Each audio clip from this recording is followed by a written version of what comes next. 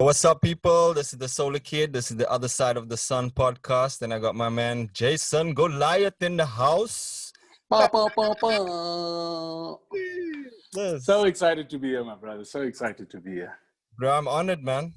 For those who don't know, in 2015, Jason Goliath was recognized as...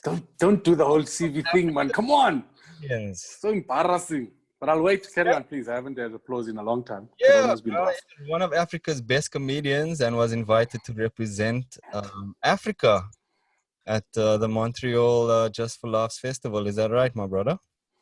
That is correct. I was Comedy Central Africa took me over in 2015, and then I went back in 2017 for Kevin Hart's Laugh Out Loud. I think we shot a little special, but still my happy place. Probably it's Mecca, but for comedy. So how does one person represent Africa, bro? Or was there many? You know, when Comedy Central's copywriters write the things, you don't get involved, bro. At that point, you know it is. You're getting a free ticket to another country. You don't ask questions about. Listen, these are details that do not concern too many people. You just go. I mean, I didn't write that copy. That's all that matters. I didn't write that copy, but me, I was there for free, bro. Nice times. We're telling jokes. So for those who don't know, or those who do know, Jason is a comedian. You were a talk show host, right? You had your own late show. Currently, radio broadcasting on. I do breakfast on Kaya FM, which is great. And I celebrated 1 year of radio this month. Yeah. So my first year. Say again. How long have you been in this game? Like, you've been doing it for a while now, right? So I've been in entertainment for 9 years, and I've been like proper in entertainment for 9 years, and I've been in radio for 1 year. It was crazy because my first day at Kaya was the first time I'd ever hosted a radio show in my life. It was so I've been doing radio for exactly 1 year. It was 1 year on the 2nd of July. Now, well, you've always had a voice for radio, bro. Lucky I didn't say face for radio. Look, listen, I have very few good features. I'll take voice and hands. Yeah, bro, you're a good-looking guy, man. So yeah, let us go a bit on a trip down memory lane, bro. Yeah, because I would have preferred, instead of talking about Montreal and Just for Laughs in the bio, I would have said performed next to the great Keenan Bailey in the Bosmont Congregational Church Sunday School annual concert. We used to duet like the bosses back in the day, son. That was us. We were the lead characters, the lead. We used to fight over the solo piece for the performance. Yeah. I remember 1 year you got it, and I remember you made Cuck, and I was just like, yeah, you see, I should have been singing that fucking solo. I'll never forget that day. I asked them to start the track again. That's how proud I was. I was like, I will get it. Let's start this track one more time. They were like, we started it 3 times. I was like, 4th time. That's when I shine. That's when. Up to console you as well. You see, that's the. And you were consoling me with a big smile on your face, and I remember Mr. Winner just comforting me there. You know what I mean? He was just. You see, you were the favorite, bro. Me, I never felt like I was loved by the church. No, that's because I was the one that reflected the church while you were reflecting other things. I wasn't the favorite because of any other reason. But I was actually a good Christian lighty. You, on the other hand, with many question marks there. Yeah, no, I mean, I still to this day question many of these things, bro. We all do. So, and then obviously we went to high school together as well. I remember you, Ibiza, and Bradley chilling by the boys' toilets. And Alistair used to chill with us. Of course. How can I forget Ali? Where is he now? He's in Canada or something, isn't he? I think he's in Canada. And the last I heard, he wasn't well. The last I heard about Alistair, he was diagnosed with cancer. And that's the crazy part about our age, because it's so difficult for me to not picture you as a young boy. Like, because you're a man with a family and children, but when I see you, I still see you smoking behind the, you know what I mean? I can't. Ask you, like, what was I like, bro? Like, because to me, I always thought I knew what was going on, but when I look back at my life, I think, fucking hell, I look at you and like, you guys always seem so mature and like, you knew what going, but me, I was just fucking, yeah. And yet, I always thought the other way around. I always thought I was the kind of immature, not a scaredy cat, but I was always the one that was very conservative in my decision making, you know, and you were the one that was out there taking risks, getting all the girls because you were thin and you had wonderful legs and you could swim like the white boys. And it was confusing. It was confusing for us. But man, I'll give you this. The one thing you were was always consistent, and that consistency was that you were just always cool. You just always seemed like you didn't have to try to be cool. You were just cooler than everybody without trying. Except those few months where you dated your cousin by mistake. Other than that, you were just cool. It was by mistake. It was an absolute mistake. Hey, that was extremely by mistake. I'll have to omit. I have to do now something. You can edit. Just beep that whole part out. Yeah, no, I don't really edit the podcast, but nah, that's part of going up, bro. You know what I'm saying? So yeah, that was life, man. And then I think obviously when we finished school and stuff, you went to university, right? Or did you go study? You went to Rao? I went to varsity college. Okay. And first year was a breeze because first year was just like high school. I didn't have to study or do too much work. And then second year, you realize that stuff is real here. And then I failed dismally, and then I failed again. And then the next time I failed, I was just like, yo, moms, I'm wasting your bucks. So I didn't finish. I did an extra subject in my first year to get a diploma at least. So I got a young diploma. I did a graduation ceremony just to make my moms happy. But yeah, so I went and studied marketing, and then I couldn't wait to get into the world and make money. You know, as a young Jason was just obsessed with money. I just wanted to be rich. If you asked me what I wanted to be, I was going to say rich. And I just couldn't wait to get out of school and out of these classes that at the time I couldn't see the point. And I just wanted to just let me out there. I just, you know, because I was always willing to work. And even though I worked through varsity kind of as you know, I used to do the MC stuff at Macro. I used to do the selling on the floor while I was a student. Yeah, I remember that time. I remember seeing you and Ken now and again, and you guys by your BMs, you know, talking about your, you know, trances. I'm still that guy. I am still exactly that person. If anybody wants to talk petrol stuff, I am your guy. Oh yeah, yeah. On that show, I know Reddy D does some petrol head type of show out there. It doesn't happen. It doesn't happen anymore. But weirdly enough, I interviewed Reddy D like 2 weeks ago, and he's still deeply entrenched. But he does like road safety. So they got this whole safety campaign, and they promote safety. And he does drifting and still a legend. Still a legend. Of course, bro. He is a legend, a living legend, bro. Like without it. You know, I've spoken to a few kids from Cape Town, from the early hip hop scene, and we were just discussing like how, you know, prominent and prevalent they were. Like I remember Prophets of the City coming to Bosman Primary School when I was and but then these Owens by the awards, they're not honoring these guys, or are they? Have they been recognized, or are they in the Hall of Fame? You know, I Reddy D he's definitely won some awards, but the guys never get the proper credit they deserve. And, you know, for me, I always put it down to the fact that there's A, so much politics, and B, so much non-talent. And when I say non-talent, I'm not saying that talentless people are winning the awards, but I'm saying that people are not necessarily winning the award based on talent. You know what I mean? It's all the superficial stuff around it, your hype, you know, the industry. Yeah. So it's like, you know, it's one of those things. But I think what I still like is I got to do a tour with Reddy D for the last 2 years. We do a show.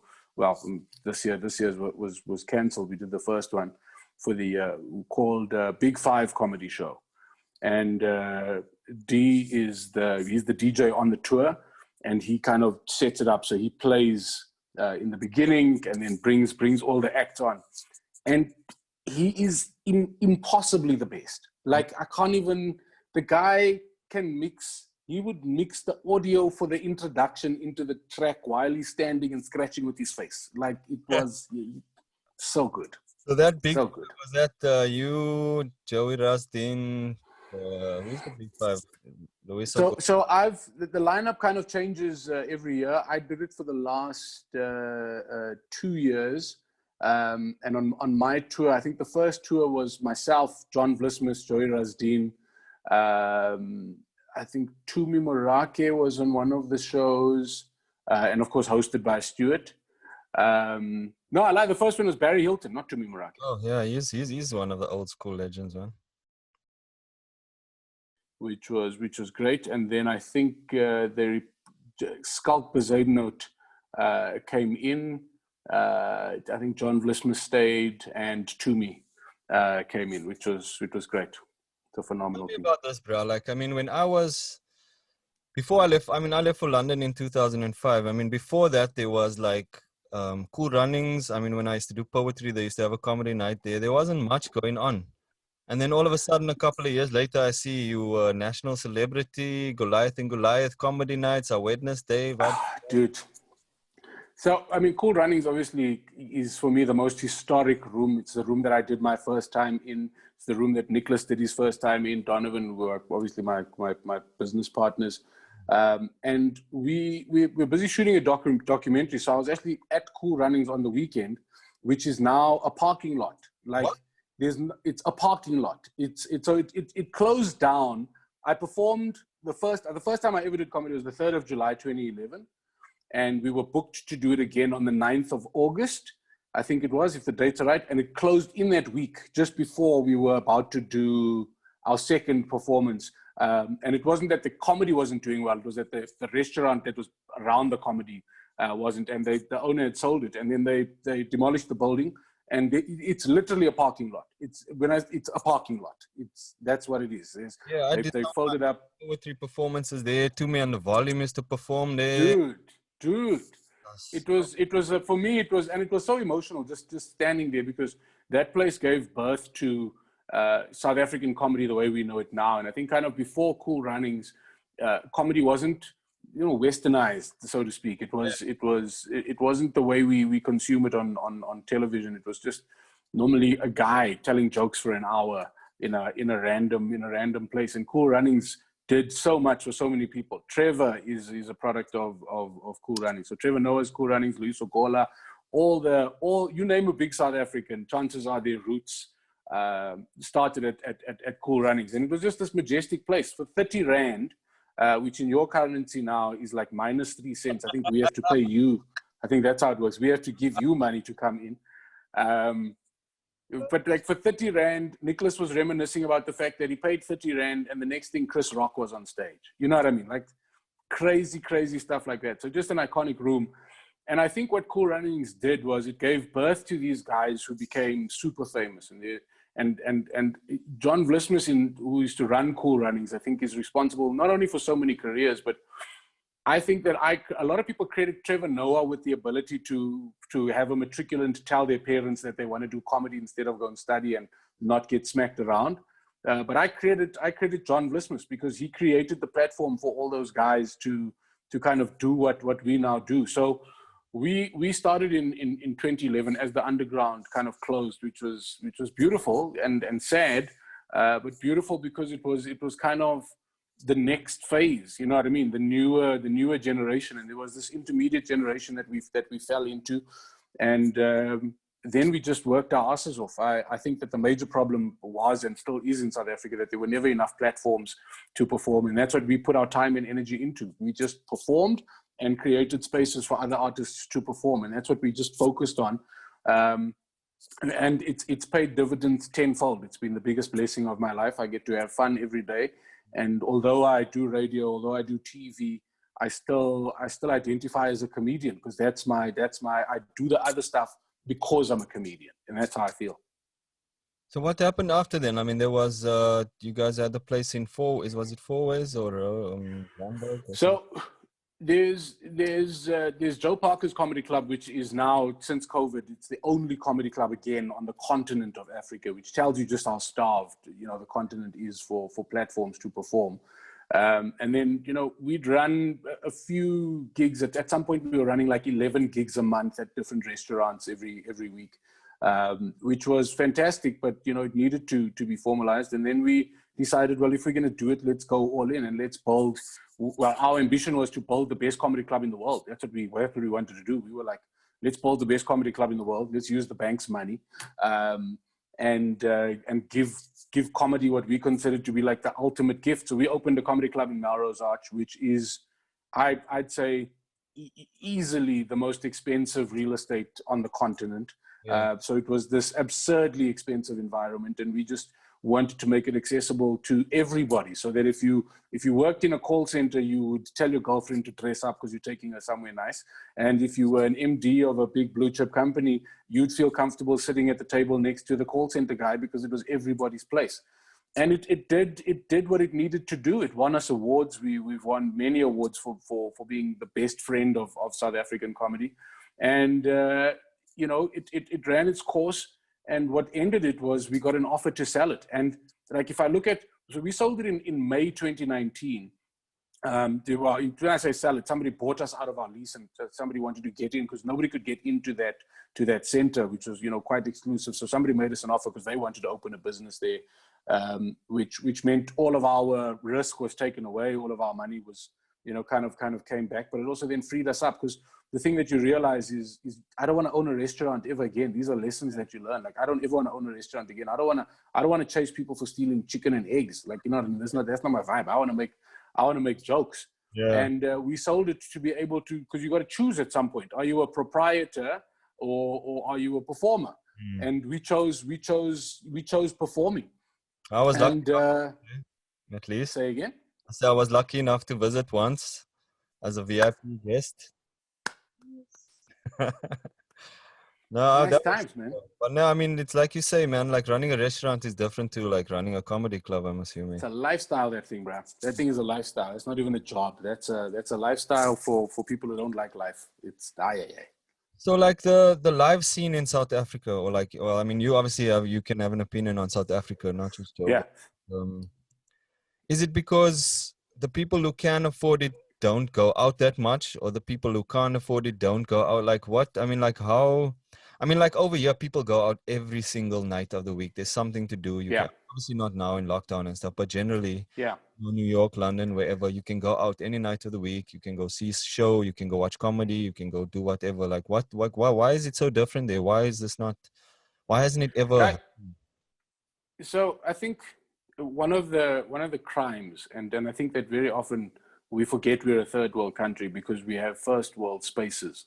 And South Africa is designed in such a way that you never have to see the third world. Like, you know, you can get all your essentials in a first world space. But we forget that we're a third world country, which means compared to where you are now, for example, where the majority of the population would be the middle class, the majority of our population is not the middle class. The majority of our population exists on the breadline. So other than it being a financial thing, there are still more than enough people from a middle class perspective to support. But what I think one of the crimes of apartheid was because it separated everybody's cultures, it also robbed us of a proper theater culture.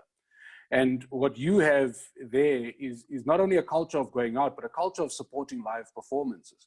So there's a lot of industries that were built on the back of that theater culture. Just the same as in the US, because they've got such a big theater culture, comedy was able to piggyback on that culture as an alternate to going to Broadway, for example. You could go and see a live comedy show, where the theater in South Africa, by my opinion, is dying even faster than comedy is, because there was never a big theater culture. And with the onset of digital, our theater culture was too small. So I feel like in most places, theater culture will continue to survive, and digital, yes, will be an option. So, you know, now we are. So when you left Cool Runnings, there was no competition. So it looked like comedy was very well supported because you were trying to get 150 people into a tiny room once a week. Those 150 people now have options. So before, in 2005, if you wanted to watch stand-up comedy, you had to go to the underground, or you had to go to Mr. Video to hire a cassette or a DVD, whatever was the thing at the time. But now we compete with WhatsApp, dude, because you get comedy content on WhatsApp. You get a funny WhatsApp every day. I get a funny WhatsApp every couple of minutes. Somebody's either sending me a meme or a video. We're competing with YouTube. We're competing with Facebook. We're competing with Netflix. So there are so many options. And I think that if you'd had a healthy, established theater culture where people felt the need to go and experience live because they'd experienced it before and experienced that there's no substitute for live. But if you've got no context for the experience and you've been offered your couch and Netflix, it's a very difficult thing to ask people to come out. So for me, I think it's primarily because there was never an established theater scene and theater culture in the country for us to build stand-up comedy on. So asking somebody to leave their house at the moment is a tall order. Yeah, especially now that they're used to bloody staying in their houses as well. Dude, and the world is just more and more so that you don't have to leave. I don't want to leave. I love being at home. I'm like, you're competing with my couch, you're competing with my TV, you're competing with my Netflix and my wife's warm thigh. I'm not coming to your braai. I'm not interested in your braai. You know what I mean? I got Uber Eats. I'm hundreds. I'm fine. Just before we go into COVID, I wanted to ask you, so like, what was it like? Obviously now it's changed, but what was it like coming up in the entertainment industry as a so-called colored person? You know, I say so-called colored because because that term is our term, and the rest of the world thinks it's derogatory, which I understand. Dude, it was hard. It was hard because you are fighting stereotypes, and I think I've never been so close to the fact that politically. Say again? Did they ever ask you, can you get a TV for their sister? You know, these never mind the TV, a golf. Now people, you know what I mean? Never mind the TV. But I think that, you know, what happened with South Africa's history is colored people were excluded from the conversation. So we were never part of any of the conversations that were had. And that's why not much has changed for colored people. Like, you go to colored communities and it's devastation, right? It's terrible and it's heartbreaking for me.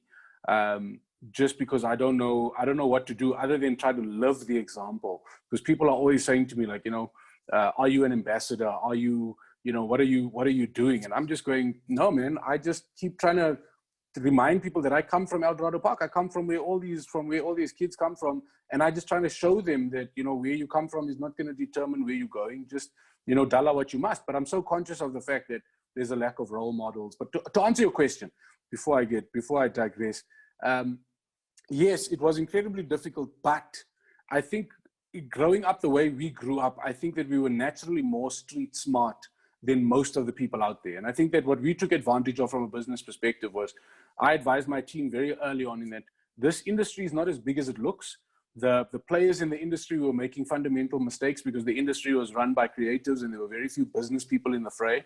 And I simply just said, look, if we can create a brand that can live independent of the individual brand. So all the brands that existed at the time were hinged to individual success and nobody knew what those businesses were. So I was just like, if we can just outwork them, not ask them for favors and feed them, we're going to be fine. Yeah. And that's exactly what we did. So I just refused to use being colored as an excuse for not articulating my dreams. So I'm just like, I understand that it is what it is, and I understand that culturally there are all those stereotypes that I'm going to be judged by. But my talent, the second you give me the microphone, my job has always not only been to make people laugh, but my job has immediately been to blow you away and to give you intimate trust, to be so talented that my race doesn't come into the equation. And for me, that's the only way. It's the curse that you've got to be better. You've got to work harder to achieve it. But if that's the game, brother, then that's the game. So, you know, we then have a choice. Do we sit and moan about the fact that we're colored? Or if we know that we've got to put in more to get more out, do we just put in more? And I've always been like, well, then if that's the rule, I didn't make the rule, but I want to win. So let's put in more. Let's do the thing. Well, many a success story that you read, bro, that's literally what it's about. It's like, create your own niche and be undeniable. You know, I mean, that's a major part of my work ethic. Like with artists that I work with, the artists I produce, is like undeniable. Do you know what I mean? Don't just give me a half-hour like performance and say, yeah, no, or whatever. You have to like, how are you going to be better than, there are millions of people doing this thing. Like, do you know what I mean? Dude, so you got to bring it every time. So if you bring it consistently, like I look at Trevor Noah, and you know, love him, hate him. The one thing you have to recognize, and if you know Trevor personally, I can guarantee you've never met an individual in the entertainment industry that has a harder work ethic or a greater work ethic than Trevor Noah.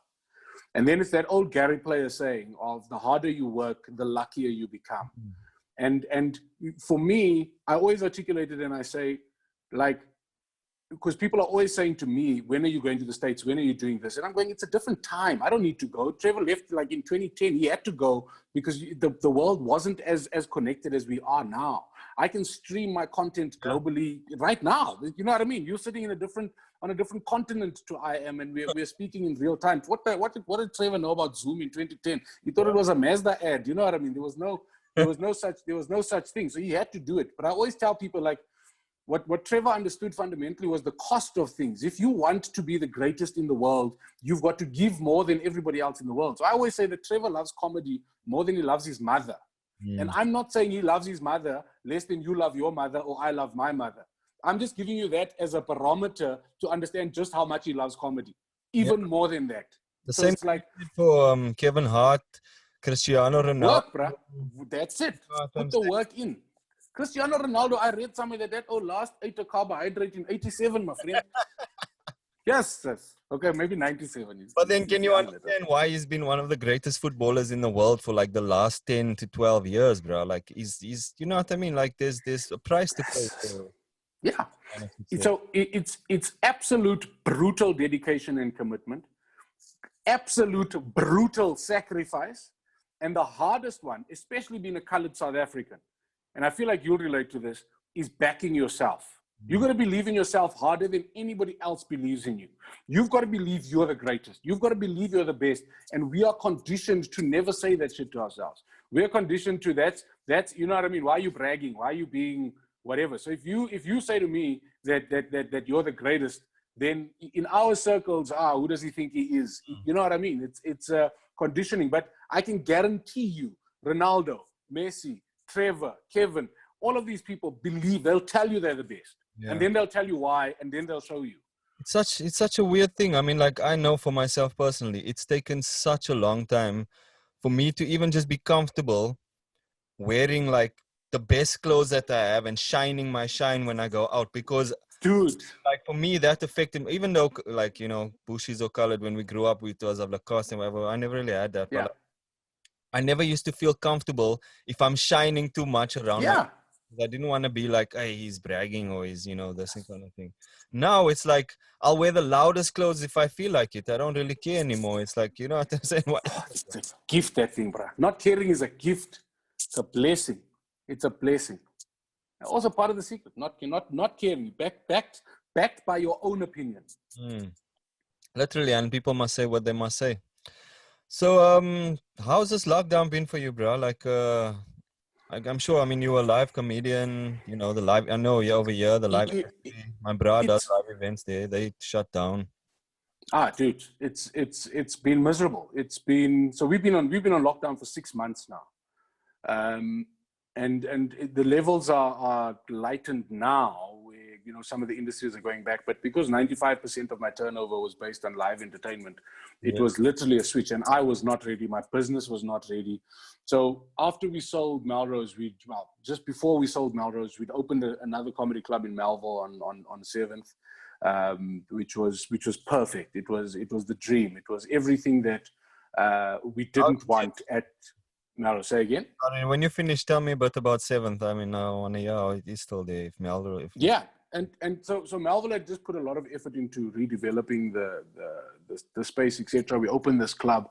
It was just starting to build some momentum. You know, it takes about a year, and out of nowhere we were shut down. So there goes the club, because now I've got to put my emotional comedian artist brain aside, and I've got to use my business brain, and I've been through liquidations. So, you know, as soon as the announcements came, I sat down with my lawyers, I retrenched all of our staff, and I retrenched them in the beginning because I was still financially able to give them a retrenchment package and at least send people on their way well. I closed the Melville Comedy Club down.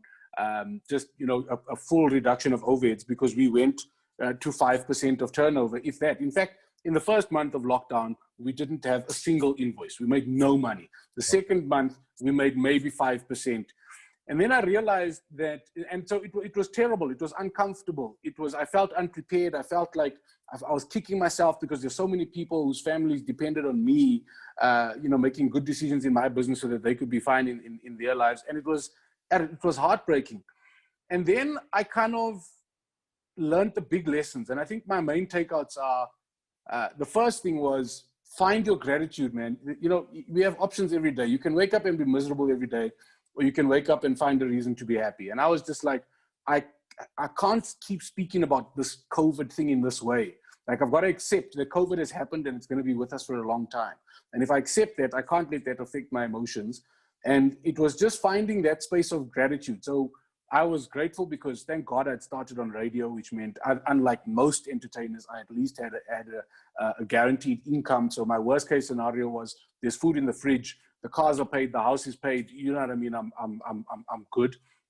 And then I just started exploring this new world because there was also that lust for comedy the way it was, which was, you know, live and exciting and it gave you goosebumps. And now we were performing to little cubicles. You know what I mean? And then I started realizing, but hang on a minute, I must look cute in these cubicles because nobody can see the rest of my body. You don't know what the shape of me is after this point. I could be like a bodybuilder. This could be a whistle for a coach. You know what I mean? I could have any type of shape, number one. Number two, I only have to make sure that this area of my life is neat and tidy. Beyond this barrier, it's faulty, my friend. You know what I mean? It's faulty. I'm saving money on things like ironing. I only iron from the nipples, you know, up. I don't iron the rest. What are we ironing for? We're wearing stretchy pants. And then I started identifying opportunities because I learned something so important. And what I learned is, the thing about a pandemic is, firstly, don't waste a good pandemic. Okay, this is like a translation of a Warren Buffett phrase. He was like, don't waste a good disaster, don't waste a good pandemic. And by that, I mean, every like motivational speaker that I've ever spoken to has said, opportunity exists outside of your comfort zone. And then I was like, yeah, I've never been more uncomfortable than I am now.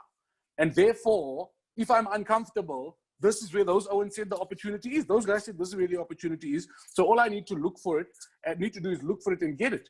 And then I just kept it moving. And the secret has been that even if you move at the pace you were moving at before, you don't even have to do more. Because everybody else has stopped, you come out on the other end so much further ahead. So if you are able to survive, the quote was, forget about your hopes and dreams and put survival in the profit column. If you survive, you're going to win. If you survive, you come out already so much further ahead of everybody else. And then that's what we did. We just used that famous word now, pivot. We pivoted, and digital became our thing. And dude, the blessings are abundant. I can't even lie. It's already been abundant, but it only started being good when I stopped expecting what I had and started embracing what I have. Yeah, what is, yeah. I hope that makes some sense. Makes perfect sense, bro. And that's a message to a lot of people out there. I hope people listening are paying attention, because so many people, like you say, you can get so down in the dumps. I mean, I had to go through the same thing. I had to shut down my studio, Dude. but we did that. I mean, I did the same as you. It happened. I paid up the last 3 months rent in advance, sorted it out, you know, and then closed the studio. It was like, I'm not gonna hang on to this thing. What you gonna do? You know, I mean, we were just gaining momentum. We'd had the premises for like 4 years, running our own studio. We're getting clients. It's not like we got money in the bank. It was like, it took like 4 years to get that thing, you know, like to actually pop in. You know what I mean? Ended like that. Switched off. But literally, it took me a month, and I did the same thing. I mean, I'm still working. I've been working through the lockdown, doing loads of online remote work, mixing, mastering, music production. Yeah. Started studying again. I'm doing my masters, so I'm busy, man. My man. You know, you have to just keep it moving, bro. You know what I'm saying? Bruh, the biggest cliche, and I've been saying this so many times that I even feel guilty, but I realize that most times when I say things, it's because I need to hear them. The biggest visual reference for me has been that team building exercise where you run over the hot coals, and then the secret with that thing is if you stop, you burn. But if you keep moving, you're going to be fine. And for me, the pandemic, the whole thing was the coals. And all I needed to do was just keep moving. Just keep focused on my lane, not worry about what everybody else is doing, what they're achieving, what they're not achieving. Just keep focused on my lane, be very clear about what I need to do, and then have structure and routine so that my emotions, because yes, there's been so much anxiety, so much stress. The last thing a comedian wants to do is sit down and retrench somebody. That thing made me cry, brah. It made me cry, but because my routine is so tight, my emotions don't affect my productivity because I've got shit to do. I've got shit lined up. I know what I need to do next, whether I'm in the mood or not. And all I've got to do is just do the next thing because the blueprint is there. You know what I mean? Yeah, emotions come and go, but you just have to keep moving. Yes. It's like waking up in the morning. Some mornings you wake up feeling hundreds, other mornings you wake up feeling, but you have to wake up and get going. You still have to wake up. And then just choose to put your feet on the floor, man. Just choose to stand, and then the rest takes care of itself. So just going a bit into the little bit about it. Did you have I mean, I don't remember you doing much comedy before you got into it. Do you have like a inspiration or someone you look up to, or like people say, obviously, I mean, I love Chappelle. He's like my all-time favorite. Dude, Chappelle is the GOAT. Chappelle is so because I'm in it, I think I feel emotionally different about it. And I'm sure you feel the same way about music when people say to you, who's your favorite musician of all time? And then you go, hey man, it just depends on my mood. It depends on genres. So for me, Chappelle is the GOAT. For me, Chappelle is the greatest to ever do it. I've been lucky enough to watch him live a couple of times. And every time he walks on stage live, that's what he tells you. So like the last time I watched him live was in Canada, and he walked out and the audience gave him a standing ovation. And then he said, all right, sit down, but thank you for that standing ovation because you're about to watch the best that's ever done it. And then they stood again and clapped for another 2 minutes. Then after they sat down, he showed us why he's the best that's ever done it. You were sent from the future to teach us comedy.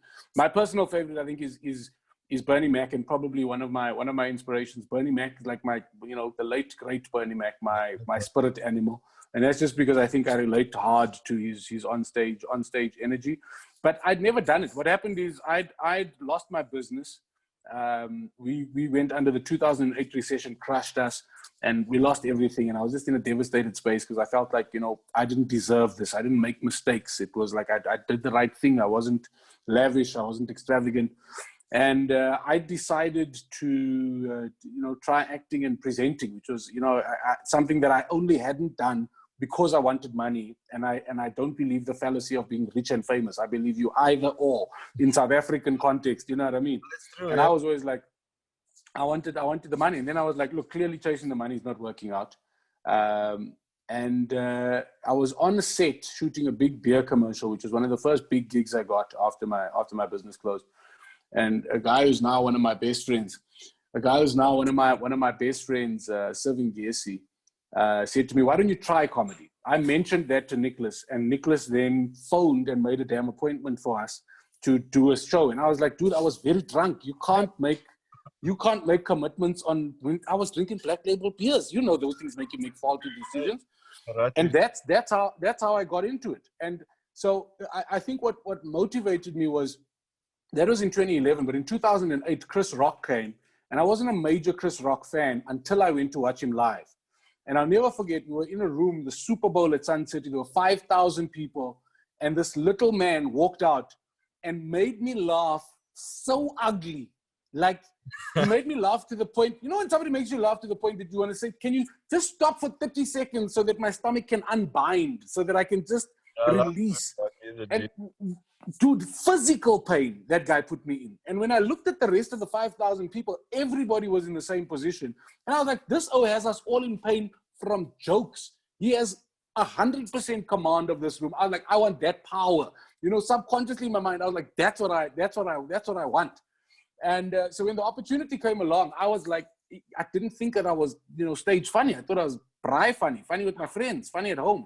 And then I tried, and I can only explain it in the cliched Waiting to Exhale. Remember that movie, Waiting to Exhale? Like, I felt like I'd been holding my breath my whole life until that moment. When I got on stage and got my first laugh, my first reaction in my brain was, I've got to work hard so I can do this as much as possible as a hobby. I've got to work hard in other things so that I can do this, because this is the best thing I've ever done in my life. This is the greatest thing I've ever done. And the rest, when you find something and are able to do it, I'm luckier than a lottery winner, my friend. That's how I feel. Now I rate comedians, bro. Well, I rate like really good comedians, you know what I mean? Because it's a hard thing to make people laugh, bro. And then at the same time as well, like, you know, they say laughter is the best medicine, you know what I mean? And people need it. People need that kind of thing. So you have a big responsibility, you know what I mean, as a comedian. And I just find comedians really interesting and intelligent people, bro. Like, I got to shake Dave Chappelle's hand last 2 years ago, at least. I hate you. I hate you. I hate you. I only hate you because I feel like I could have shaken his hand, but I don't want to meet him, because he's friends with the guys. He's friends with Trevor. Robbie Collins, one of my friends, opens for him when he's here and has toured with him in the States a bit. So it's like that big Radio City special, bro, and that Trevor was headlining on one of his shows that he did in Radio City. Dude, that thing was the craziest. I know some of the guys that went to that show, and they were just like, it was the most insane. But then Trevor did Madison Square Garden. Then you just go, what is actually going on? Oh my God, the possibilities are endless. Oh man, tell us a little bit about your struggles, bro. Like, actually, no. Like before, we've already done a lot of struggling in South African. Are you a spiritual person? Are you still? Do you believe in God, or what? What's your thing? Just dude, I think in my own way, I definitely believe, but in my own way, and I think I've got a fantastic relationship with God or the universe, or however you'd like to articulate it. But I haven't been to church. The last time I was in church was the day I got married. And the last time before that, I can't even remember. But I don't think I've felt more connected than I feel now ever in my life.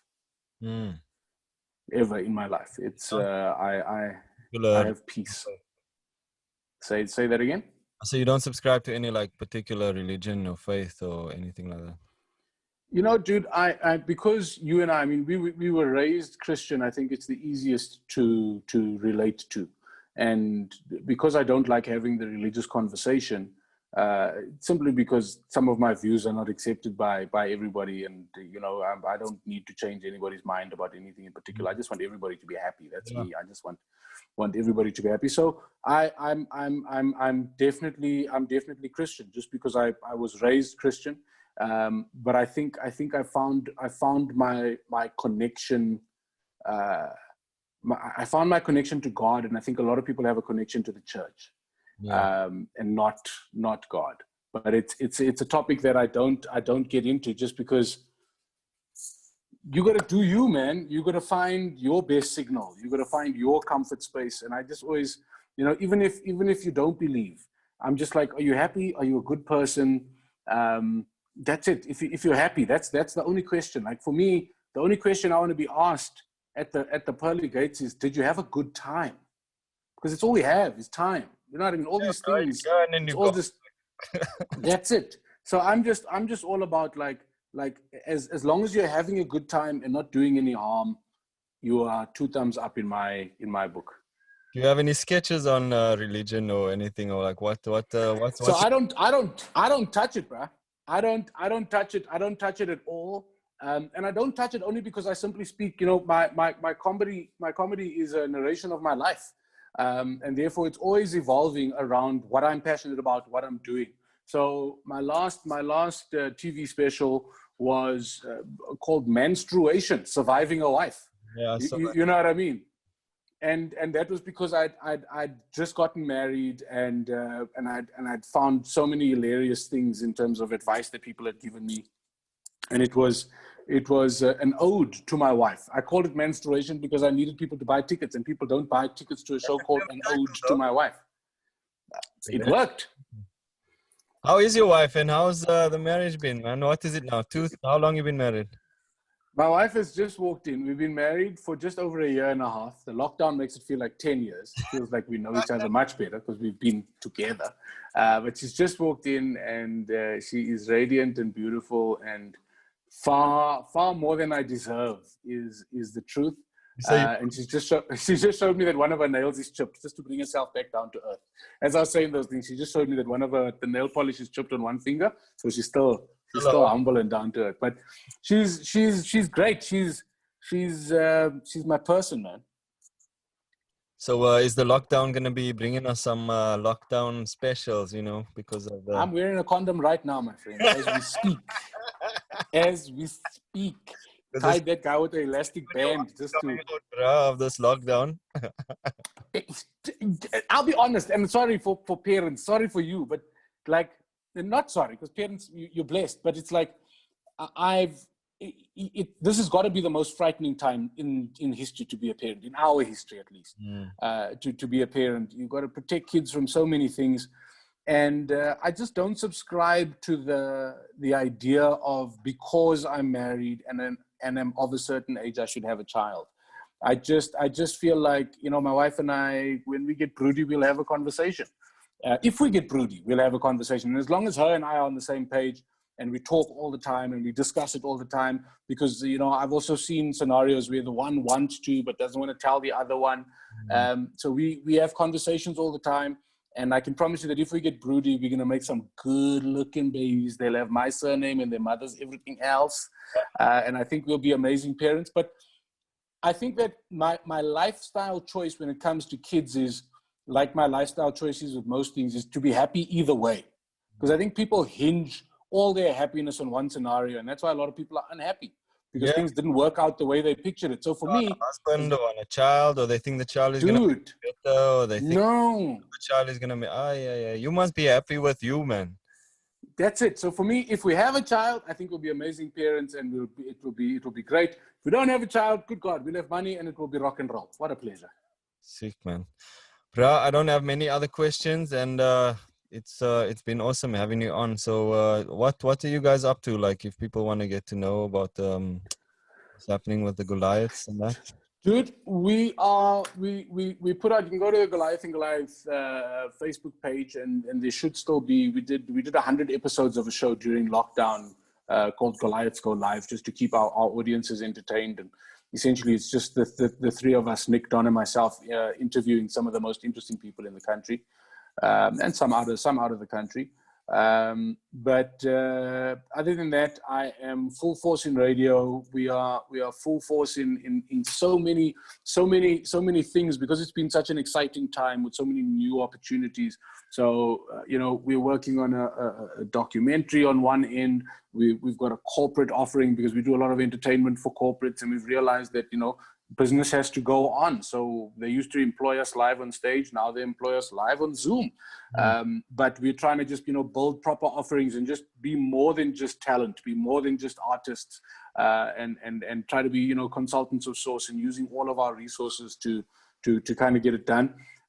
But just follow me, man. It's very underwhelming. My social media is terrible, but it's going to get better. My wife is going to take it over, so you can expect nicer things. Follow me, Jason Goliath, on everything. If you're in South Africa, Kaya FM. I've got Celebrity Game Night coming back. I've got Man Cave coming back soon. You can go and check out one of my favorite shows that I've done. Is Black Tax, currently, the BET series Black Tax, which is still available on Showmax. You can also check out Family Feud on Netflix. I did an episode of Family Feud South Africa. I don't know if it's available in the rest of the world, but Family Feud South Africa is on Netflix. And I was 10 seconds in the Vin Diesel movie Bloodshot. I got my 10 seconds. It's also on Netflix. Bloodshot. I'm going to say something of Thanos there for a second. No. I'm trying to emulate him in other ways. No, I thought you were going to say you were in a Marvel epic or some classic, bro. My guy, anything is possible. The second cholesterol becomes a superpower. I'm there, boy. I'm there. Yeah. Well, bro, honestly, it's been a pleasure having you on the podcast. All the best for you and the wife for the future. Any last words you'd like to leave the people with? Chase your happy. That's it. Chase your happy. Identify it, chase it, and don't be dependent on anybody for it. The old colored proverb, Keenan will explain, called Dala what you must. Dala what you must. It's been That's the bottom line. Other Side of the Sun podcast. Like, subscribe, you know the deal. Thank you for having me, boy. Jason Goliath. Peace.